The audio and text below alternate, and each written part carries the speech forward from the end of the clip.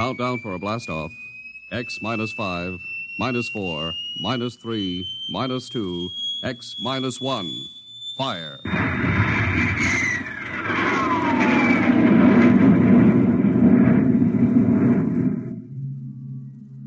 From the far horizons of the unknown come transcribed tales of new dimensions in time and space. These are stories of the future, adventures in which you'll live in 1,000,000 could-be years on 1,000 maybe worlds. The National Broadcasting Company presents X minus 1.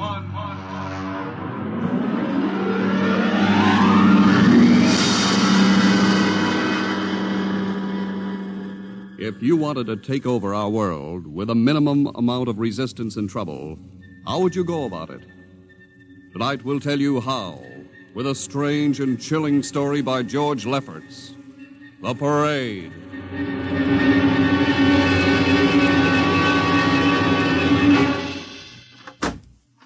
You are Mr. Sid Ryan. The same. My name is Luchar. I am a Martian. Pleased to meet you, Mr. What was that again? A Martian? As in Orson Welles? Precisely. I'm a Rotarian myself. Sit down. Thank you. Now that we've had our little joke, Mr. Luchar, what can Publicity Associates do for you? I am interested in obtaining publicity. It has been my observation that advertising and publicity are the very backbone of earthly civilization. Spoken like a true Martian, Mr. Luchar. Now, if you'll tell me the name of the client. The client, of course, will be the Martians. You don't give up, do you? Give up? The gag, I mean. Oliver. Yes, Mr. Ryan? This is Mr. Luchar. Oh, how do you Mr. do? Luchar claims to be a Martian. Take him outside, will you, Oliver? I am happy to see, Mr. Ryan, that my telling you I am a Martian has approximately the effect I guessed it would. I believe we can do business. I have here cash retainer of $5,000. Oliver, take a look at that wad of lettuce. It's the real stuff, Mr. Ryan. And my client is prepared to spend many times that amount. Sit down, Mr. Luchar. Oliver, get the client a cigar, the 50-cent box. Yes, sir. Thank you. Well, now, what can I do for you, sir? I wish you to manage a publicity campaign. A very large and important campaign. Is the product established, or is it something brand new? Something quite new. Now, what would you judge the most effective type of campaign? Well, if the client has a lot of dough to throw around, a suspense campaign is best. First, you place ads in the paper saying, "Watch this space." Then, about a week later, you run an ad saying XYZ or PDQ, and you get people guessing what it means. Then, finally, when you've teased them enough, you bust loose and unveil the product. Excellent.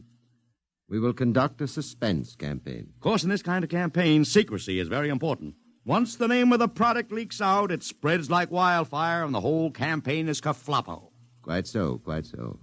The utmost secrecy. You realize, of course, these things cost like crazy. Would, say, $1 million cover expense? Come again? I said, would $1 million cover it? Why, yes, You did say $1 million. I understood that you have handled some very large accounts. Of course, if this is too big... No, not at all. As a matter of fact, I seldom touch anything less. Right, Oliver? Huh? Oh, of course. That's right, Mr. Ryan. Absolutely right. Yes, sir. You will begin, then, by saturating the newspapers, the radio, the streetcars with a very simple statement. What's that? I will write it on a card. Here you are. The Martians are coming.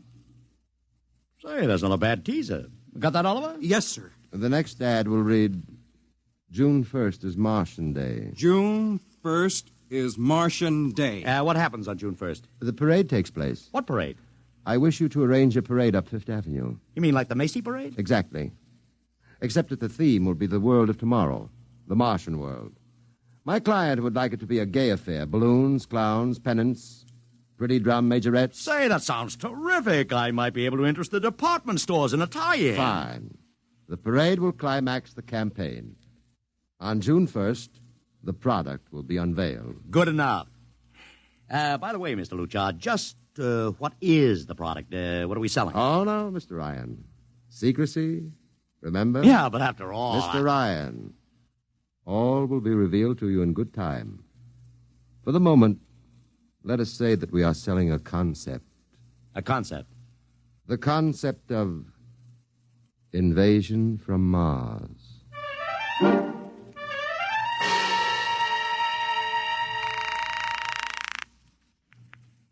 Sorrel Talent Agency. Sammy Sorrell, please. This is Sammy. This is Sid Ryan over at Publicity Associates. Listen, Sammy, how you fixed for midgets? I got midgets. Fine, I need 40 midgets for a parade. 40. June 1st.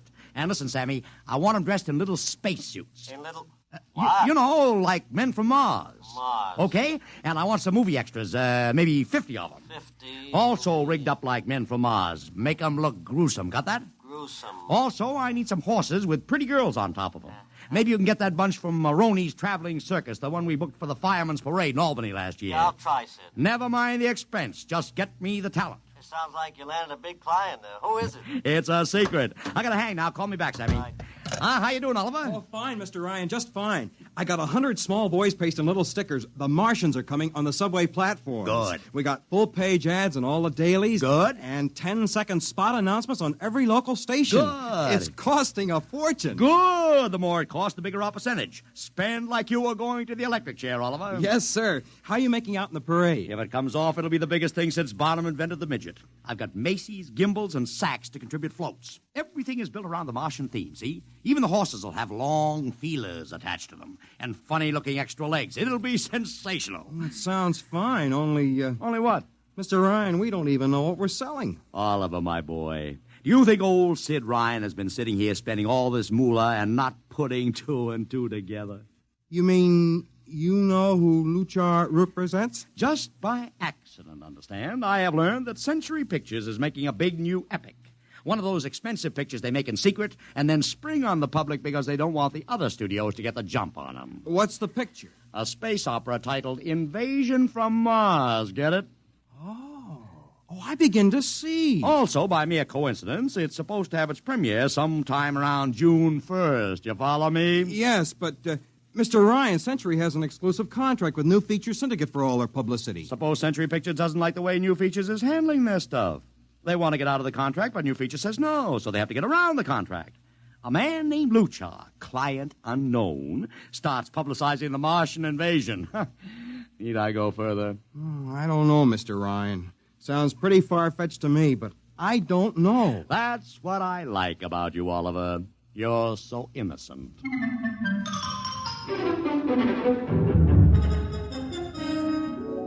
Let me talk to Commissioner Patrick, please. Sid Ryan. Hello. Commish, Sid Ryan. Oh. How are you, Ryan? Fine. What is it this time? You want to drop a man off the Empire State Building into a teacup full of water? The answer is no. Also, we're not arresting any fan dancers. You know I don't handle fan dances. I want a permit for a parade. June 1st, 5th Avenue. It's a Sunday. There's no traffic. Now, look, Ryan, Macy's gets a permit. Gimbals gets a permit. The American Legion gets a permit. The Sons of Erin march every time Morton Downey sings the Wearing of the Green. Oh, don't give me a hard time, Patrick. This is too big. I have the 5th Avenue Merchants Association behind me. Okay, Ryan. Fill out the forms. I'll pass them along to the license commissioner. That's my boy. By the way, what's the occasion for this parade? Oh, don't you read the papers, Patrick? June 1st is Martian Day.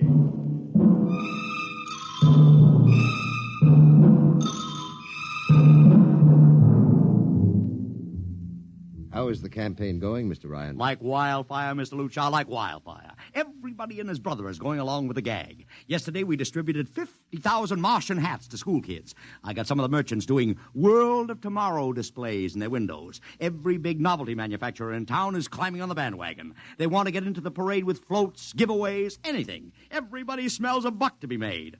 I wouldn't be surprised if the mayor himself declared Martian Day. I've even arranged for Commissioner Patrick to accept a $50,000 check for the Policeman's Benevolent Fund from the man from Mars. Oh, it's terrific, terrific. My blood pressure's up to 200. Excellent. I I understand Century Pictures spent over $1 million making that space opera. I beg pardon? Oh, come, Mr. Lucha. Sid Ryan wasn't born yesterday, you know. I know who our client is, even if you don't admit it. You do? Always thinking that's me. Well, as long as you know, let's keep it to ourselves, shall we, Mr. Ryan? As you once remarked, when these things leak out, it destroys the surprise and ruins the effectiveness of the campaign.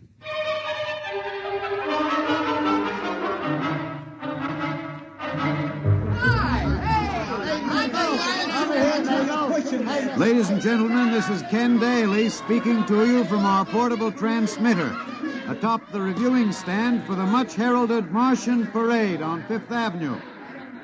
It's a beautiful sunlit day here in New York, a perfect day for a parade, and the streets are packed with thousands of spectators all eager to find out what this is all about. There's an air of shrill expectancy. Some of the kids and their parents have been camped on the curbstone since early this morning to be sure of ringside seats when the so-called Martians pass by. I've just had word from Saul Brown up at Central Park Mall that the Martians have landed from big pink balloons. And now, while we're waiting for the arrival of the parade, we brought some people up to our microphone to tell you their reactions to this most spectacular of all publicity stunts. That's right, come on. What's your name, madam? Miss Ada Shackley. A little louder, please. Miss Ada Shackley. Uh-huh, and where are you from, Mrs. Shackley? Columbus, Ohio. I see. And I see you have your family with you, too. Two little curly-headed blonde boys. Are you in New York on vacation? We came for the Shriners Convention with their daddy. What do you think of Martian Day, Mrs. Shackley? Well, it all seems very strange to me, but the boys have been pestering me to watch it, so we've been standing here 2 hours. I can't make head or tail of it. Well, neither can a lot of other people, Mrs. Shackley. But judging by the thousands here today, there's a lot of curiosity. Curiosity killed the cat, folks say. Well, let's hope not. Thank you, Mrs. Shackley. Mr. Ryan's here. Ryan, right. And this is Mr. Sid Ryan, ladies and gentlemen, the publicity man who's the brains behind the Martian Day stunt. Hello, Sid. Good morning, Kenneth. Easy, not so close to the mic. Oh, sorry. Hey, Sid, you've certainly lifted the lid this time. Looks like it, doesn't it? Sid, there's been a great deal of speculation as to exactly what all this is leading up to. I've heard some folks say it's a big war bond drive. Others think it's just to stimulate local business. And, look, I understand in the trade itself, the smart money says you're building for the premiere of Century's forthcoming extravaganza, Invasion from Mars. Now, come clean. Can you tell us what the real story is? Ken, I'd like to, but honestly, I can't. Oh, man of mystery, eh? Are you going to watch the parade from the stand here? No, Ken, I can't stand noise. I'm going up to my office and watching company. Well, thank you, Sid Ryan, and good luck. And here they come, ladies and gentlemen. The first units of the big Martian parade, swinging down Fifth Avenue with fanfare, colored streamers, music, confetti, floats, all the trappings of a Mardi Gras. And here in the vanguard is a whole troop of little midgets in weird-looking pink and blue spacesuits, carrying Rube Goldberg weapons with signs painted on them. Let's see, I can read one which says, Atomic Blaster. Another one has a placard reading, We're Martian through Georgia. And here come the clowns, laughing and falling all over each other. They're giving free sugar candy to the kids along the way. Yes, ladies and gentlemen, this is a happy, laughing crowd along Fifth Avenue today. A true reflection of the great sense of humor and good nature that makes America the place it is.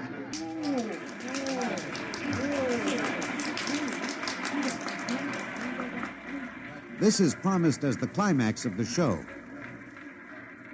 And now a great hush has fallen over the crowd. It's quite a sight to see these thousands of people standing here expectantly, hearing only the great regular sigh of their mass breathing. And now here they come, ladies and gentlemen, the Martians, marching in booted, helmeted ranks, row after row of them. My, this is an impressive sight, ladies and gentlemen, and a rather serious contrast to the rest of the joyous slapstick parade we've witnessed. There are perhaps, 200 tall, broad-chested men dressed in metallic gray spacesuits with thick glass visors drawn across their faces. Each is holding an ominous-looking ray gun at the ready position. They're marching in absolute silence, keeping step perfectly, as though some mute, unspoken command were marking time for them. The crowd seems rather grim and serious now. Perhaps they're reminded of the actuality of war and possible invasion. They stand solemnly, silently, watching. Even the children are awed. And now the first ranks of the Martians are moving past us down Fifth Avenue toward the reviewing stands at the square. No one moves. What's that? What's happening? Oh, there, a woman, ladies and gentlemen. She dashed out into the street. For what reason, I don't know. She attempted to lift the visor of one of the Martian spacesuits, but just as she reached the Martian, she fell forward in a dead faint.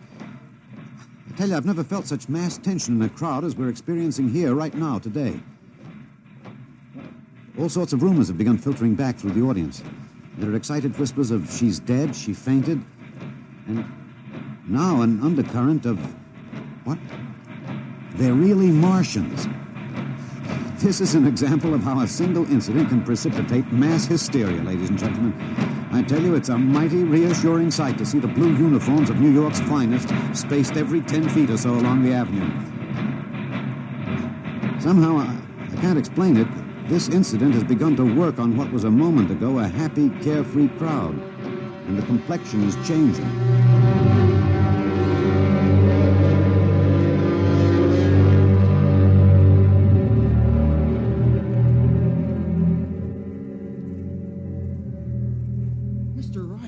Did you see that?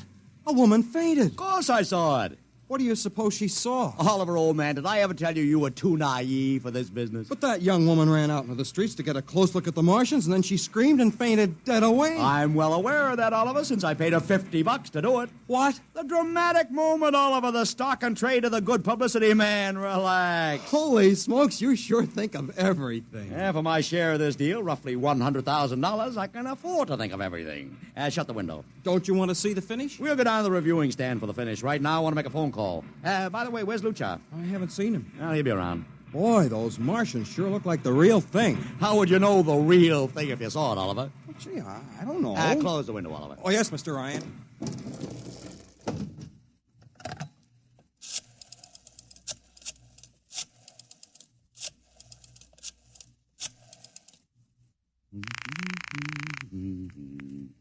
Sorrel's Talent Agency. Sammy, this is Sid Ryan. Say, listen, Sid, I was going to call you. I'm awful sorry about those Martians. What do you mean, sorry? They're terrific. No, don't joke, Sid. I mean it. Well, I mean it, too. They're great, great.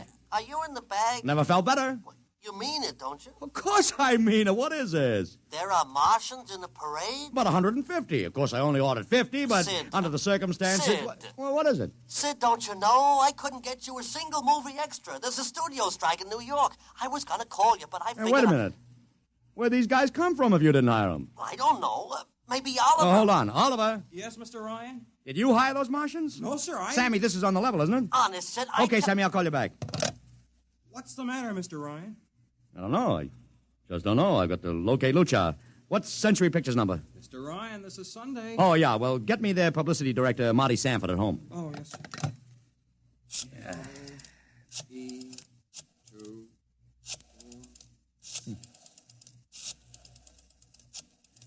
Here you are. Thanks. Sanford. Marty, this is Sid Ryan. Oh, hello, Sid. How's the big Fine, promotion? fine. Listen, Marty, this is dead serious. On the level. Get it? What's wrong? I've got to locate Lucha. Lou who? Lucha, come on now, Marty. This is life and death. The guy you sent over to hire me for the invasion picture. Invasion picture? Invasion from Mars, the space opera. Are you batty? Marty. That picture was shelved last month. What? Sure, back in the can. Too expensive and too fantastic. The big shots decided you can't sell a Martian invasion to the American public. And I never heard of a guy named Lou... Mother heaven. What is it, Mr. Ryan? You look terrible. That's too fantastic. What's too fantastic, Mr. Ryan? Is something wrong? Open that window. I want another look at those Martians. Yes, sir.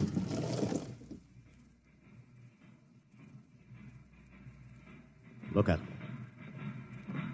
Oliver, you were in the Army. Could 150 movie extras learn to march like that in, say, 24 hours? Not in 24 days, Mr. Ryan. Not a second's hesitation. Not one other step. Look at the way they carry those ray guns at the ready. The only other time I've seen troops march like that was in a film of the Nazi stormtroops marching through the streets of Paris. See those chests on them? That's pride. Sheer, arrogant pride. Look at those chins. That's contempt. Nobody could act like that. Mr. Ryan! Oliver, get down there. Find that woman who fainted. Her name's Gloria Montex. Get her up here. Make it fast.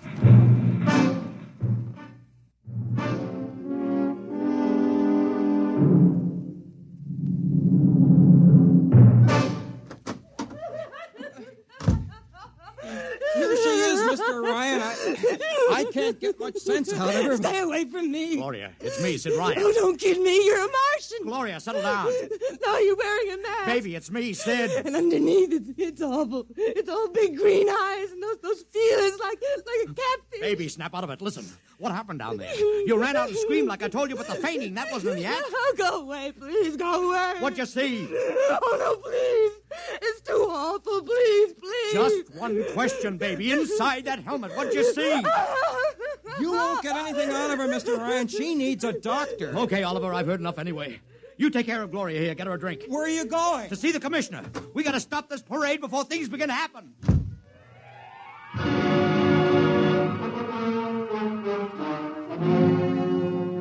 Okay, Ryan, what's the beef? Listen, Patrick, I don't know what it is, see, but something's wrong. You gotta stop that parade. I suppose you'd like the riot squad. That would get you a front-page spread on every paper in town. Honest, you publicity guys give me a pay. This may be a matter of life and death. Oh, sure. Look, Ryan, I've got no time for your cheap publicity gags. I'm a busy man. Listen, I'm trying to tell you I don't know where these Martians came from, who they are, anything about them. All I want you to do is stop the parade and make sure they're on the level. Ryan, I'm wise to your tricks. Now, if you let the sergeant show you out... You won't do it, huh? An honest citizen appeals for protection and you refuse it. I most emphatically do. Now beat it. All right, Patrick. I'll go right to the mayor's office. I'll have you busted flatter than a fried egg. Go ahead. I'm sure His Honor will be glad to toss you out on that phony nickel-plated skull of yours.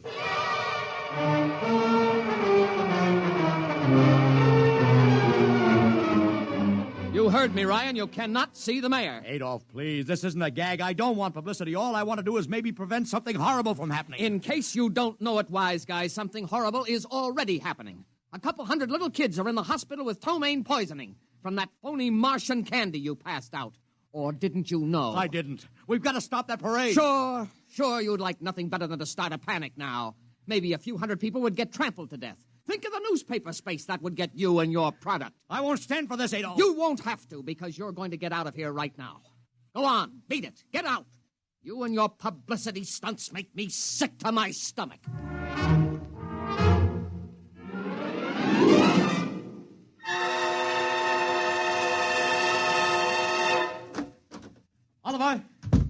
Oliver, where are you? Oliver! It is useless What? to scream at him, Mr. Ryan. Your friend is quite dead. Lucha. He wanted to run to the police with some story about a Martian invasion. I found it necessary to restrain him. Restrain him, you stinking murderer. Now, Mr. Ryan, collect yourself. After all our planning, it wouldn't do to have everything spoiled, now would it? Lucha, start talking and talk fast, because when you get through, I'm going to take you apart piece by piece. What's this all about? But surely you know, Mr. Ryan. After all, you've been publicizing it for months. Listen, you... Please, do not interrupt. You see, before colonizing your planet, we Martians sent advanced scouts to study your habits, your weaknesses. We found that the people on Earth are predominantly conditioned by advertising and publicity, and so we conceived the idea of treating our entire invasion as a vast publicity stunt. Clever, huh? After all, Mr. Ryan, who would suspect an invader who advertised his invasion in the newspaper, invited the public to his surprise attack, and spent millions publicizing his plans? Holy jumping catfish. You've done very well. Then There was no product. Ah, but there is a product. The product is death. What are you trying to do, Lucha? We Martians are a humane people, Mr. Ryan. We do not like to destroy thousands where a few hundreds would suffice. In exactly 2 minutes, our troops will treat the world to a spectacle of death, which will bring the rest of your planet to its knees in horror. Nations will clamor to surrender. Perhaps, Mr. Lucha, but not if I can help it. You...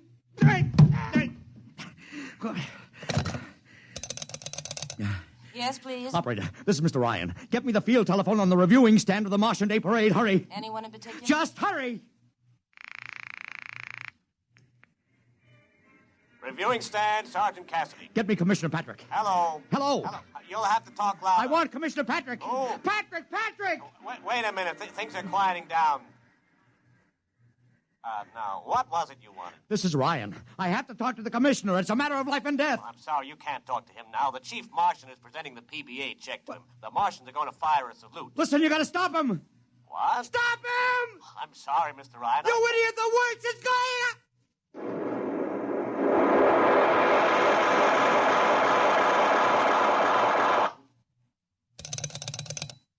This is the operator. I'm sorry, Mr. Ryan, you've been cut off. I can't seem to get them back. Doesn't matter, operator. Nothing matters now.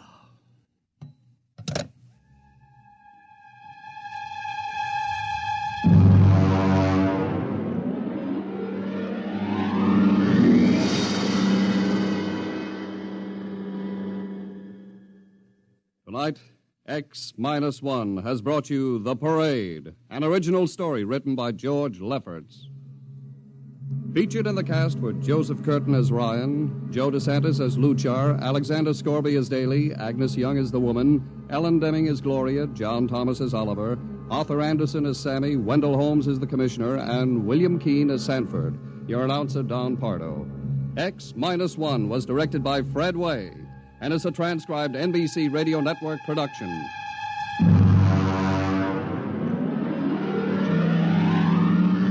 Next week, the tables turn. Instead of Martians invading Earth, we bring you a tale of men invading Mars. Ray Bradbury's brilliant short story entitled Mars is Heaven.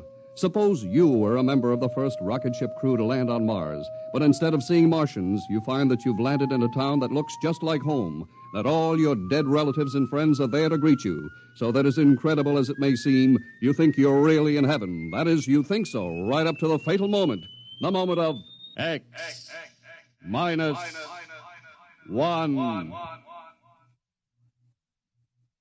Join the Abbotts on another baffling mystery tonight over most NBC radio stations.